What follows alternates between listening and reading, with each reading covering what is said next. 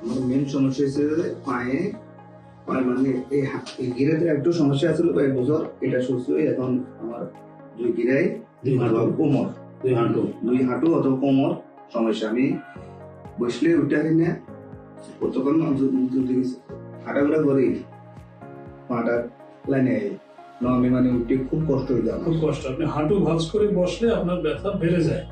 আমি হাঁটু ভাঁজ করে বুঝতে পারি না, আমি নামাজ এখানে ভাষা আমি কমেডি করতে অথবা স্যার নামাজ করতে, মানে হাঁটু ভাঁজ করে আপনি নিচে এখন বসতেই পারতেছেন না। কতদিন ধরে এরকম হইলো? এটা আজকে প্রায় 6-7 মাস।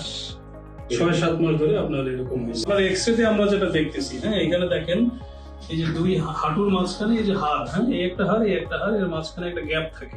জি, এই গ্যাপটা আপনার কমে গেছে, বুঝতে পারছেন? এই গ্যাপে এক ধরনের নরম হাড্ডি থাকে, ওই হাড্ডিটা দুই হাড়ের মাঝখানে একটা কুশনের মতো কাজ করে।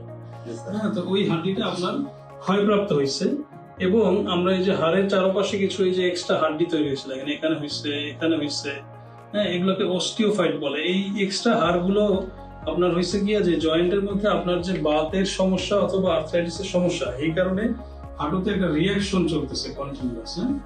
এই রিয়াকশনের কারণে আপনার কিছু এক্সট্রা হাড় হয়েছে এবং আপনার হাঁটুটা আমি পরীক্ষা করে তখন দেখলাম যে আপনার হাঁটুর ভিতরে কিন্তু ফ্লুইড জমছে, মানে পানি জমছে।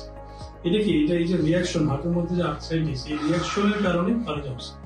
তাহলে স্বাভাবিকভাবে আমরা রোগীদেরকে হাঁটুর আর্থ্রাইটিস নিয়ে যারা আমাদের কাছে আসে তাদেরকে আমরা মূলত আপনার ব্যায়ামের উপরে খুব গুরুত্ব দিই। অবশ্যই আপনার নিয়মটা মেনে চলতে হবে। কোনো প্রশ্ন আছে? কোনো কিছু বুঝেন নাই? ঠিক আছে, তাহলে আমি আজকে আপনাকে কিছু মেডিসিন, ব্যায়াম, এক্সারসাইজ শিখাই দিচ্ছি আর অল্প কয়েকটা পরীক্ষা দিচ্ছি, এটা করে আমাকে একটু দেখান শর্ট টাইমে। ঠিক আছে? ওকে, থ্যাংক ইউ।